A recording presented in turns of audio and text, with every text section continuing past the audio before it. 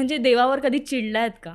नाही, चिडले कधी नाही आहे देवावर, पण हो म्हणजे असं का होतं आहे असा प्रश्न देवाला नक्की विचारला आहे. आणि आता इथे ना एक गंमत आहे, म्हणजे आता मी असं म्हणेन की धार्मिकता आणि आध्यात्मिकता या दोन वेगळ्या गोष्टी आहेत. आणि आपल्याकडे गल्लत अशी होते की आपण धार्मिकतेलाच आध्यात्मिकता समजतो.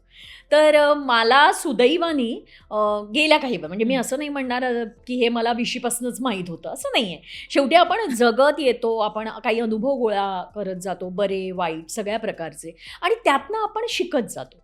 आणि फायनली आयुष्य हा सुद्धा एक प्रवास आहे, आयुष्य हे सुद्धा एक लर्निंग आहे.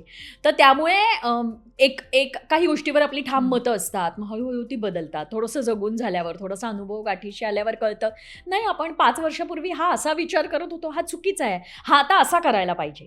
तर देव या संकल्पनेबद्दलच विचार करायचा झाला तर देवाकडे सुद्धा बघण्याची माझी भूमिका ही माझ्या 20शीत वेगळी होती, 30शीत वेगळी होती, 40शीत वेगळी होती, 50शीत वेगळी आहे.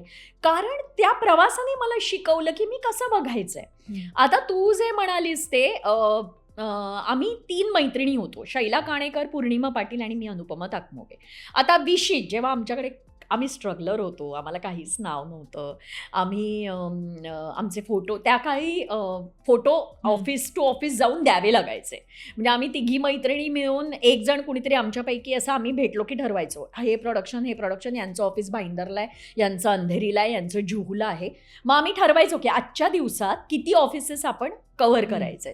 आणि मग प्रत्येकजण एकेका ऑफिसमध्ये फोन करायचा, त्यांची वेळ घ्यायचा, ती आम्ही एकमेकांना शेअर करायचो आणि आम्ही तिघी मिळून निघायचो फोटो घेऊन. मग त्या फोटोच्या मागे पासपोर्ट फोटोच्याच पोस्टकार्ड फोटो असेल त्याच्याच मागे बायोडाटा. आधी आम्ही बायोडाटाचे कागद वेगळे घेऊन फिरायचो. मग आमच्या लक्षात यायला लागलं फोटो वेगळे जातात, बायोडाटे वेगळे जातात, मग बायोडाटा कोणाकडे आपला राहत नाही. मग नंतर आम्ही अनुभवातनं हे शिकलो की पोस्टकार्डच्या मागे जसा राहील तसाच करायला पाहिजे. तेव्हा सुद्धा आम्ही तिघी जेव्हा एकत्र जायचो तर आम्ही तिघी कुर्ल्याला राहायचो, तर आम्ही तिघी मिळून जायचो. तर आत्ताचे सुप्रसिद्ध दिग्दर्शक संगीत कुलकर्णी, त्यांचं भाईंदरला ते घरातून ऑपरेट करायचे त्यावेळेला. तर त्यांना आम्ही फोन केला, मध्ये म्हणाले या भाईंदरला या. मग आम्ही भाईंदरला गेलो. तर कुर्ला टू भाईंदर म्हणजे, आणि त्या काळात जेव्हा कनेक्टिव्हिटी एवढी नव्हती, तर आम्ही गेलो. तर त्यांना खूप कौतुक वाटलं होतं की ह्या तिघी कुठून कुठे आल्या आहेत फोटो द्यायला आणि भेटायला वगैरे. आणि मग त्यांनी आम्हाला एक प्रश्न विचारला की तुम्ही तिघी खरं तर एकाच पद्धतीच्या भूमिकेसाठी जाता, मग तुम्हाला अशी इन्सिक्युरिटी नाही वाटत मैत्रिणी असलात तरी एकमेकींबरोबर फिरताना की माझं काम हिला मिळालं, हिचं काम मला मिळालं, असं झालं तर, किंवा मला मिळालंच नाही आणि या दोघींनाच मिळालं तर.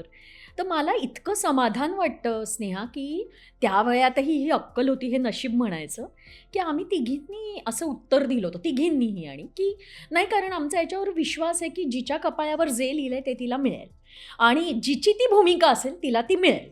त्याच्यामुळे आम्हाला ही इन्सिक्युरिटी नाही आहे. आम्ही आलोय, तुम्हाला जी योग्य वाटेल तिलाच तुम्ही कास्ट करणार आहात.